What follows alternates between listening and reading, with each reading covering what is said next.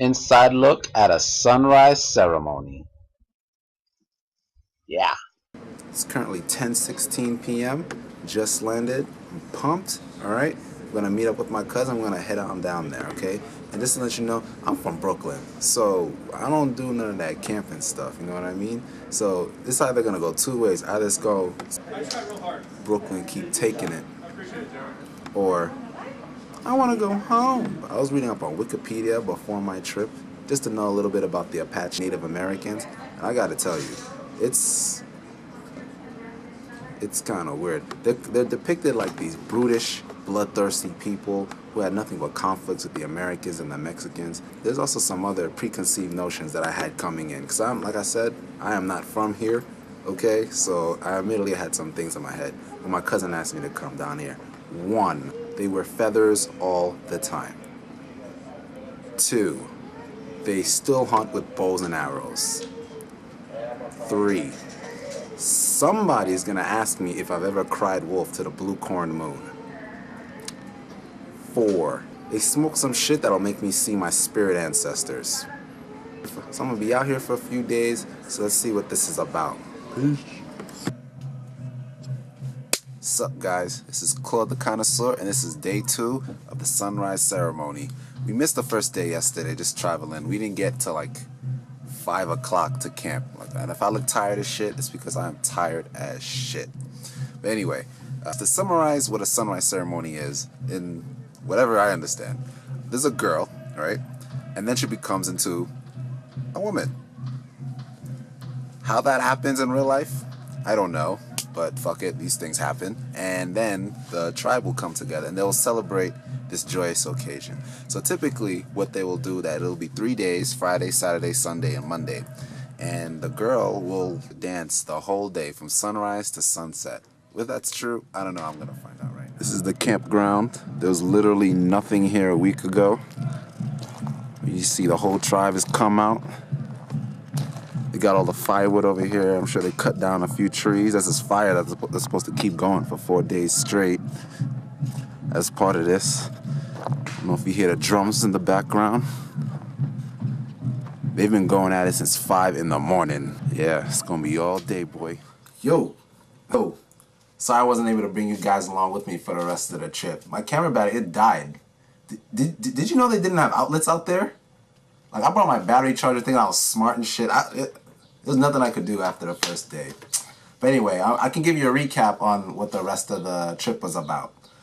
So Saturday night, after the first 6 hours that we were dancing throughout the afternoon, they completely changed the whole landscape of the campground. Like, when I came back after lunch, I didn't even recognize, I didn't know where to stand or anything. They had this huge bonfire burning and the flames and the embers were going like 20 feet high. They're building like this house sculpture thingy. Built this structure that was supposed to represent a house for the girl. That house is going to be very important throughout the rest of the ceremony. And they also planted like these little trees in the formation of a cross throughout the whole circle where the dancing was going to take place. And the coolest part were the crown dance that eventually came.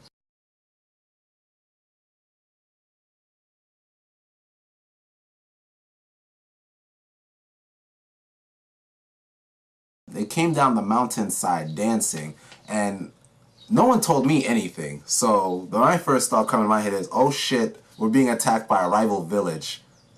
What do I do? Actually, they represented spirits that were supposed to guide the girl throughout her life. And the most noteworthy spirit, we called him the clown.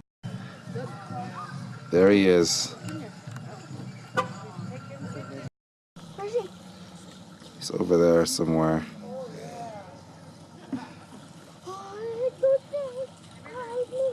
So after they introduced themselves, we were dancing for another 3 hours in Saturday night. So Sunday morning to Sunday afternoon, that was 64 songs, 6 hours. Saturday night, we danced for another 3.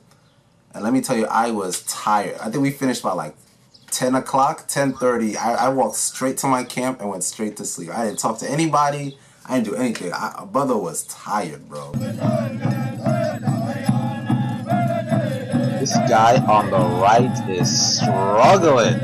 Somebody help him.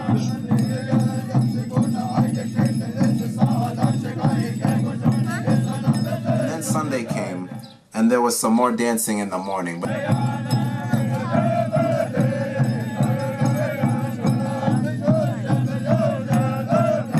Sunday is supposed to be the conclusion of the ceremony as far as all the visitors are concerned. There were another 32 songs played again, which would last you about 3 hours.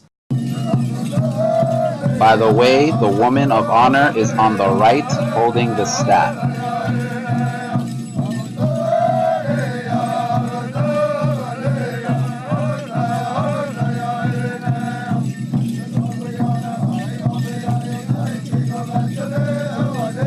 Towards the end, we all came together to do a blessing on the spirits using this yellow powder.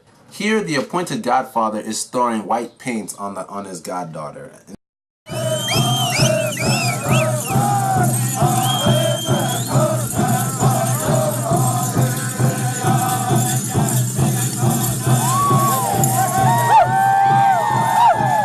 This is supposed to symbolize her virginity, and it's supposed to be analogous to the story of how the world was created. And all the while, the crown dancers were in the atmosphere, guiding the girl and making sure that they're here to protect her and to guide her throughout the rest of her life, to show her what's good and what's bad, along with the godfather and the godmother. Once the Sunday morning ceremony was over, there was a gift exchange. If I didn't explain this before, there's two camps during this time. There's going to be the camp of the godmother and the godfather, and there's going to be the camp of the actual girl who the ceremony's for, and her family and her friends. And the camps are built separately. Everybody comes together only when it's time to do the dancing and the ceremony. But at the end, both camps will stockpile gifts to give to the other camp. And it was really cool the way that they did it. Like, they stockpiled trucks, they had caravans going over, and then we would also present ourselves dancing over to the camp where we would unload the gifts, and we would say thank you, and there would be other words of encouragement for the girl.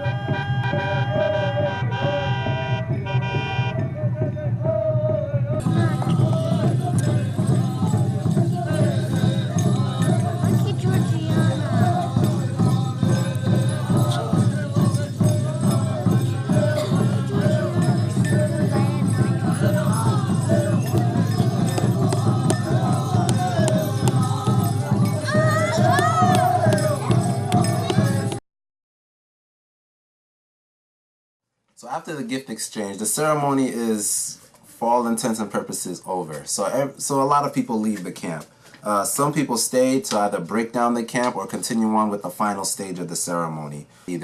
But that's when the crown dancers, they remove all their garments and their crowns, and it gets buried somewhere in the woods. And only the godfather and the medicine man knows where it is.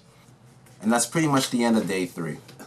And the goddaughter, she has to keep on the same clothes she had when she had the paint thrown all over her until the next day when it's time for the unclothing of her by the godmother. And then afterwards, she would go off into a lake and then wash herself off. And then that's considered the complete end of the ceremony. And that's where we would all break down the camps, and we would all just go home. So on Monday, after the girl was unclothed and the ceremony was over, it was time to break down the camps.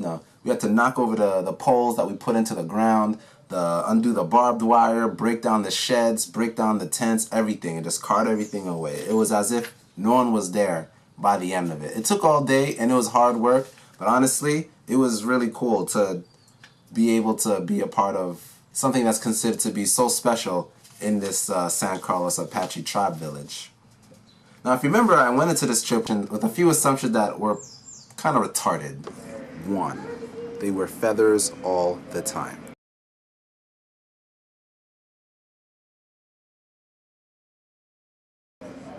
2, they still hunt with bows and arrows. Yeah, they have supermarkets. 3, somebody's gonna ask me if I've ever cried wolf to the blue corn moon. Do you have any questions you want to ask me? No.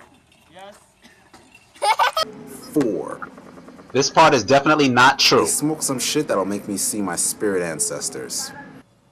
So what I thought was the most interesting part was not the reason that everyone came out, but the fact that 70, 80 people would come out in the middle of the woods where it's 90 degrees one second, 50 degrees the next, and dance for 13, 14 hours plus just to celebrate this young girl in their community and to say that, hey, you're a woman now and we're all here for you. And we've appointed these two people as your godparents, and they're going to be there to guide you and to motivate you and to teach you and to show you by example the way to be a woman. And I didn't know, but apparently being a godmother and a godfather in this culture is, you're pretty much the parent. The biological parents, they did what they could to clothe her and to feed her and to bring her to school. But now everything is on you. So if she becomes a stripper, it's on you. Not the parents, you. I like the concept of giving someone responsibility over someone that isn't biologically theirs, because then that cultivates like a sense of responsibility throughout the community, and people will inherently start looking out for each other, because even though that's not my kid, that is my kid, so I will do what I can for them. So this community, everybody's there for each other. They're there for this young woman. And I think that's something that we can probably take from these Apache Native Americans. If you were to come to this ceremony with no expectation, like you would leave with knowing the importance of God, family, and friends. And that was my first time at a sunrise ceremony with the San Carlos Apache Native Americans. I wasn't doing it before. Subscribe.